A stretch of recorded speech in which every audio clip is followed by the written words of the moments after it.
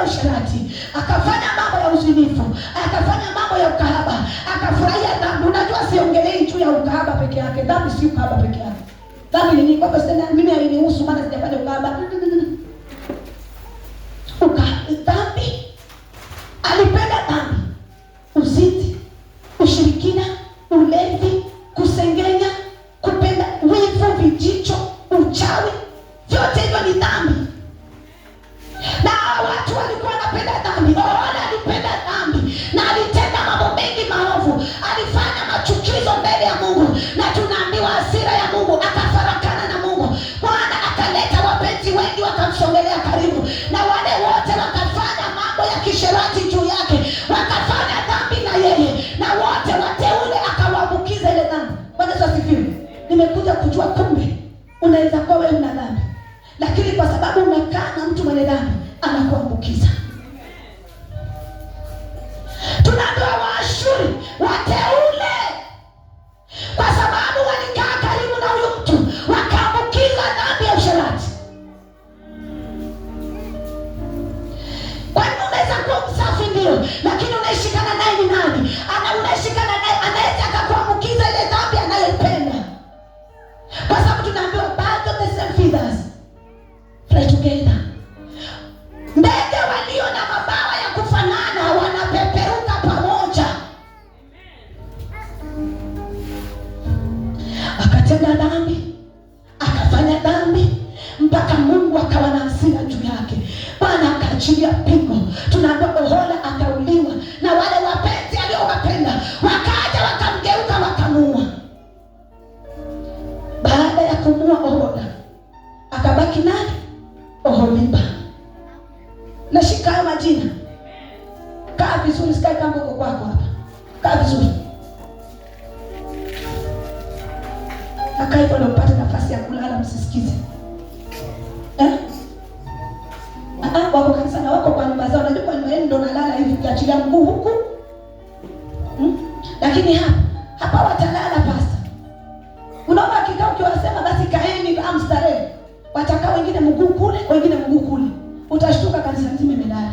Naona mwingine yule amelala pale. Amsha huyo, sika hivyo. Haiko kitandani hapa, amsha huyo. Wewe kaa vizuri. Bwana Yesu asifiwe. Baada ya Ohola kufa, kumbuka alikuwa na ndugu yake anaitwa Oholiba. Oholiba akafuata nyayo za ndugu yake.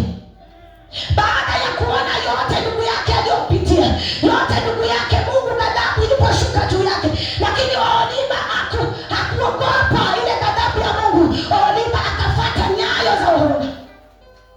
Tunaambiwa Oholiba akazini zaidi ya ndugu yake.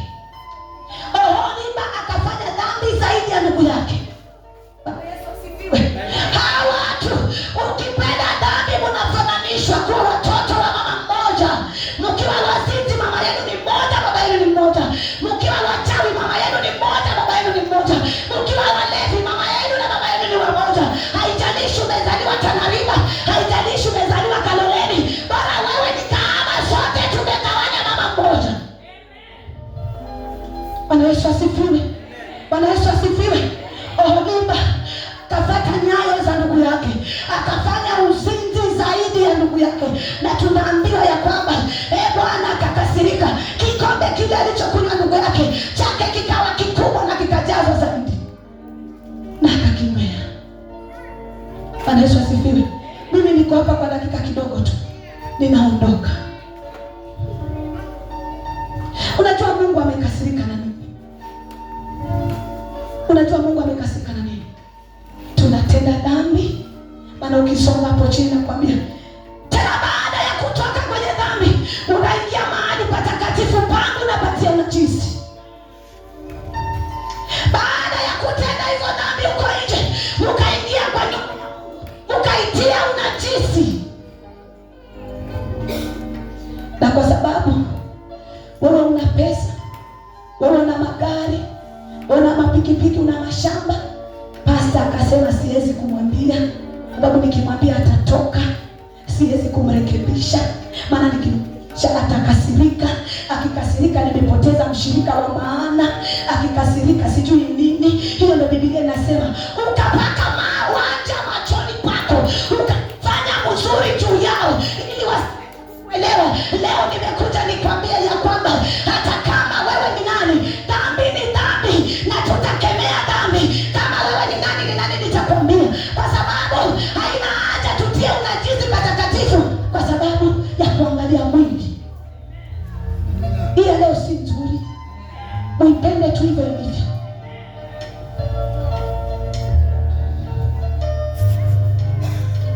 Sasa kwa sababu mimi natoa fungu la 10, tukiambiwa mchango, mimi nasimama, mimi nitatoa hivi.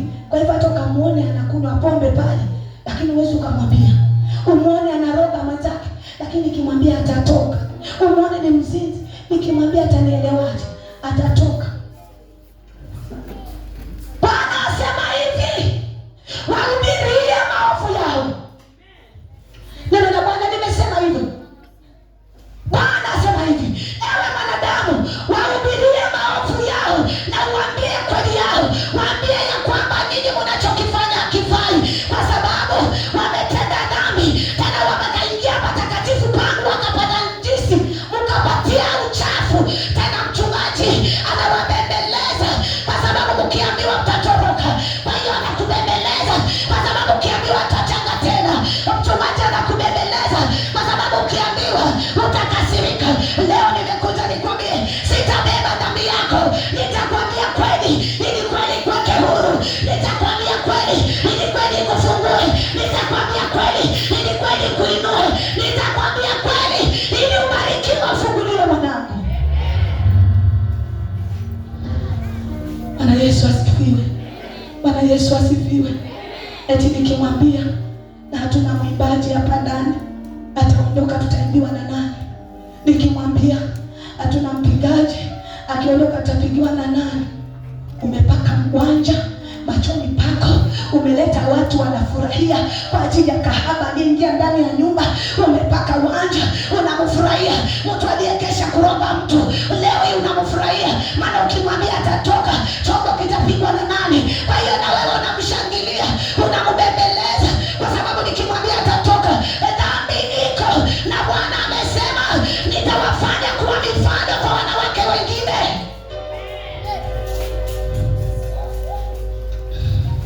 Bwana amesema atakutupa huku na huku, kule na kule. Utapepetwa mpaka uwe fundisho kwa wengine. Hili neno sio rahisi, na usilibebe hivyo unavyolibeba. Libebe na uzito. Unajua utarushwa huku na ni wapi na wapi. Magonjwa sehemu yako, umaskini sehemu yako, mateso sehemu yako, kilio sehemu yako, kila mahali sehemu yako. Yaani Bwana ametuma, ameachilia, unapepetwa huku na kule, huku na huku, unapepetwa. Na Bwana anasema sitaliondoa kwa sababu nataka uwe fundisho kwa wengine.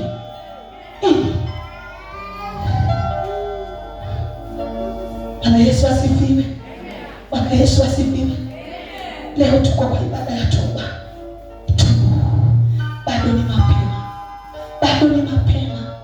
Bado ni mapema. Achana na hizo njia unazofanya. Bado ni mapema. Usione Mungu haoni. Usiseme mimi sasa unajua, mimi sasa sikuone najua. Huko unajua wapi? Unajua kama kuroga ni dhambi? Unajua kama kusengenya ni dhambi? Unajua kama usherati ni dhambi? Unajua kama kuua ni dhambi? Unajua ulevi ni dhambi? Bwana Yesu asifiwe. Umevifanya kwa sababu unajua mimi nani ataniambia? Unajua sikiza ni pasta. Kuna hizi tokea juzi incident. Yule mama yenu wa kiroho pale sokoni, ile kanisa iliyokuwa pale sokoni, wakatoka wakaenda Ngara. Kukaja mtoto wa TB Joshua. Usichukue hii usichukue. Na siogopi kusema. Unajua watu wengine wakiangalia maisha ya familia yangu wamesonga mbele. Si wadanganya. Bwana anasema Mungu alikuwa na magari, Mungu alikuwa na pesa, lakini kwa sababu ya hii akaanguka.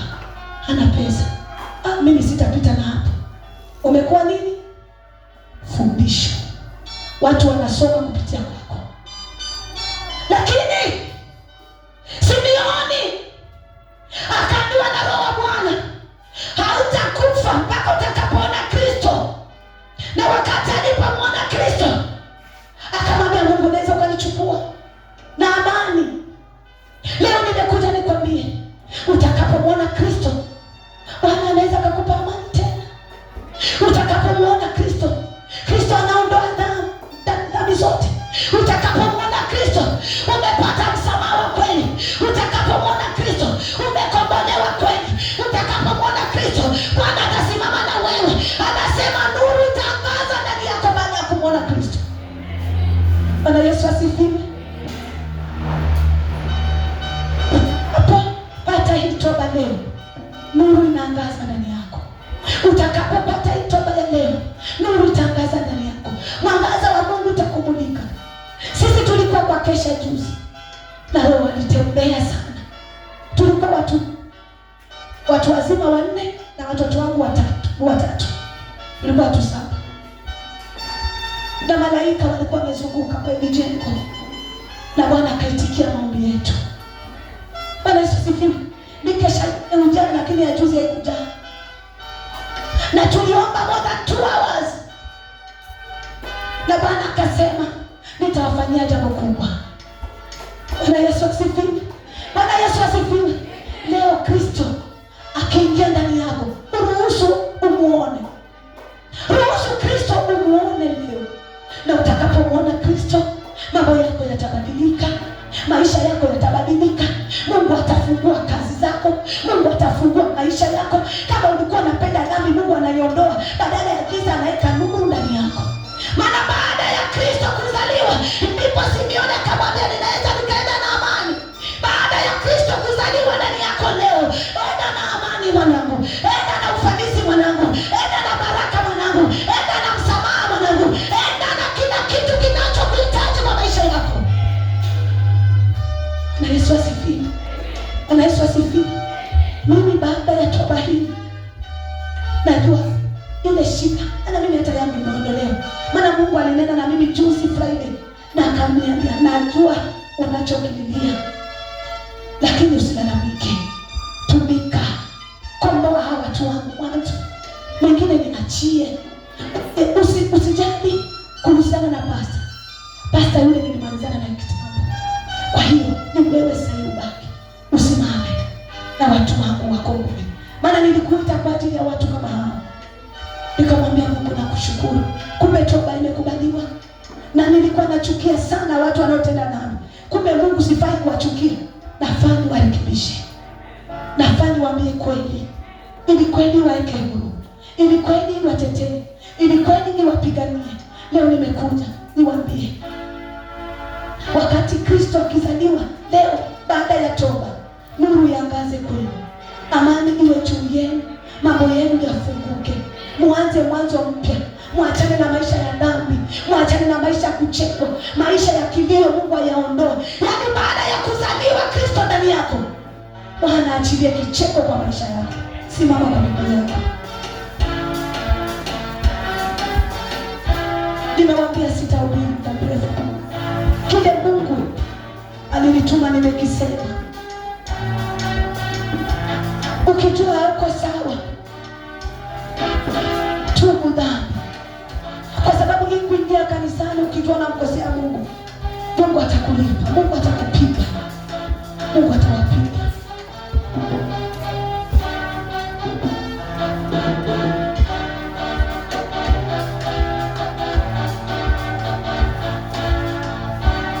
Nataka wale wote walioingia kwa maombi ya toba ukuja hapa mbele.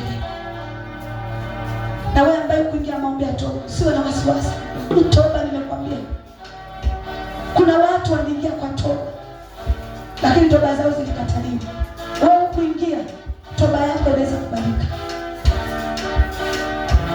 Kwa hiyo kama uliingia kwa maombi, usishangae niliona hindi hapa, hindi kule, hindi kule.